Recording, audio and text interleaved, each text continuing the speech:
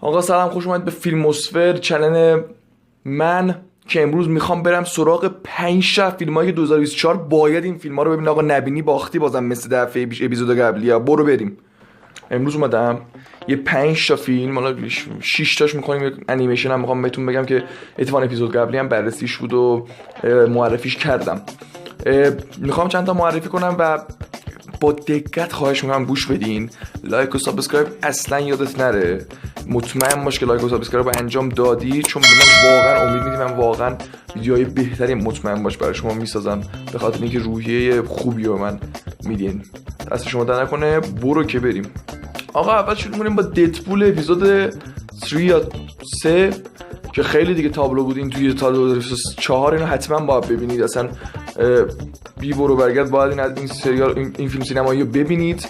اصلا هم که نباید دستش بدین دیگه، میدونید دیگه. الان هم فعلا کیفیت پردهش اومده. اصلا به نظر من کیفیت پرده نگاه نکنید، چون زیاد یه کار چیپیه و چیز جالبی هم نیستش حالا، ولی واسه این کیفیت اصلیش بیاد و بشینیم با لذت کامل ببینیمش. ولی الان فعلا تو کیفیت پرده زیاد چیز نکنید، نبینینش فعلا الان. و دومین سینمایی که میخوام بهتون بگم دفالقای هستش که دفالقای هم بررسیشو من انجام دادم. ببینید اگه فیلم سینمایی هستش که وای اینو نبینی فلان شده، نبینی باختی، اینا نه، اونجوری نیست. واقعا اونطور نیست، چون واقعا مثلا نبینی هم اوکیه، ببینی قشنگه، بعد نیست. حالا مثلا برای سرگرم کنی این نفر خوبه، مثلا یه 2 ساعت اینا خالی داری، بشین آقا دفالقای ببین. مدرن هم باش تو سال 2024، اکتیو هم باش و بگو من فلان فیلم سینمایی هم دیدم و به نظر من فیلم بدی نیستش، برای حداقل سرگرم شدن خوبه.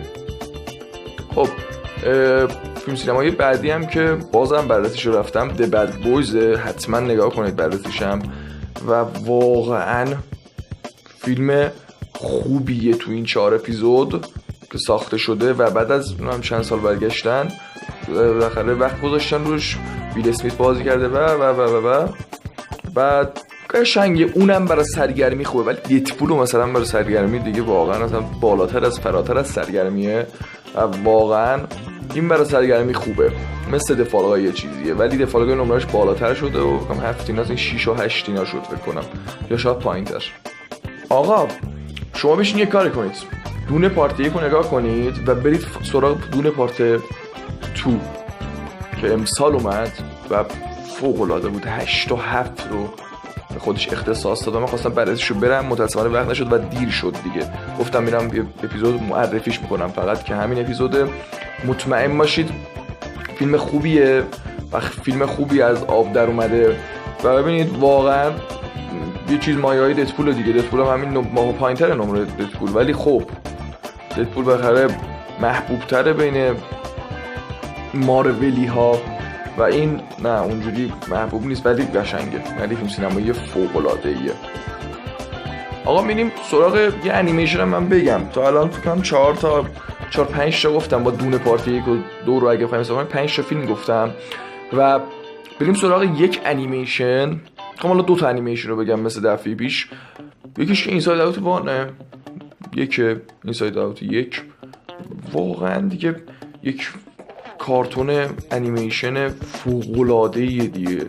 واقعا بخوای انیمیشن ببینی نری سراغ اینساید اوت 1 و 2 واقعا باختی و به نظر من باید که در نظر داشته باشین انیمیشن رو و بری نگاش کنی. و یک دونه دیگه المنتاله که واقعا من المنتال بیشتر از اینساید اوت دوست دارم. من اینم، حالا به شخص اینه من. و پاندای کنفکار هم که اومد تو سال 2024، پاندای کنفکار 4 آره فکر کنم پاندای کنفکار 4 هم اومد، اونم میتونید نگاه کنید، اونم خوبه. پاندای کنفکار که دیگه شماست دیگه. و خلاصه اینطور ببینید توی گل سرسبد این 6 هفته‌ای که معرفی کردم، یعنی المنتال واقعا یکیش المنتاله، یکیش ددپول اپیزود 3 و دونه پارت 2. یعنی اینو باید بشین این ستا رو نگاه کنید. و اینساید اوت، المنتال، پاندای کنفکار اینا رو هم مثلا خوبه نسبت به د بد بویز و دفالقای. حالا مثلا میتونه آخری ها باشه، اگه 7 تا باشه. ببینید به نظر من نامبر 1 میشه ددپول، نامبر 2 میشه یکی از انیمیشن ها اینساید اوت 1 و 2 میشه مثلا، نامبر 3 میشه دونه پارت 2. بعدش نمیدونم گفتم دونه پارت 2 رو نمیدونم. بعد خلاصه اینطور دیدم میره دفالقای و به نظر من دفالقای بهتر از بد بویز به نظر من. حالا به نظر من اینا شما میتونید برید نگاه کنید و بگید مثلا شاید بد بویز بهتر از دفالقای بود، ولی به نظر من دفالقای بهتر از بد بویز بود. و خیلی دیگه گفتم دفالقای بد بویز دیگه بس. آره خلاصه اینجوری اومدم اینا رو بهتون معرفی کنم، 5 تا از فیلمایی که باید تو سال 2024 ببینید، فیلم سینمایی ها رو. و میخوام یه اپیزودم درست کنم برای سریالایی که باید حالا 2024 هاوس آف دراگون اومد و فیلمای دیگه که اونا رو باید بررسی کنم و تحقیق کنم دربارشون و بیام بهتون معرفی کنم. چون فیلمای سال 2024 سریالاش معذرت میخوام سریالاش اونجوری نبود. بود قشنگ بود، نمیگم بد بود، ولی 2025 بهشت فیلماست، بهشت فیلم بازاست، سریال بازاست. میخوام یه اپیزود درست کنم. دیردویل بورنگن، پیک بلایندرز میخواد بیاد، یه دونه فیلم سینمایی ازش. به تو بگم من یه اسپایدرمن فکر کنم 2026 میخواد بیاد یا 2025 یکی از اینا. حالا ولی خب یه اپیزود حتما در مورد اینا درست میکنم و یه اپیزود هم درست میکنم برای ترتیب دیدن دیردویل و جسیکا جونز و لوک کیج و آیرون فیست و مدافعان که اسم انگلیسیش سخته واقعا.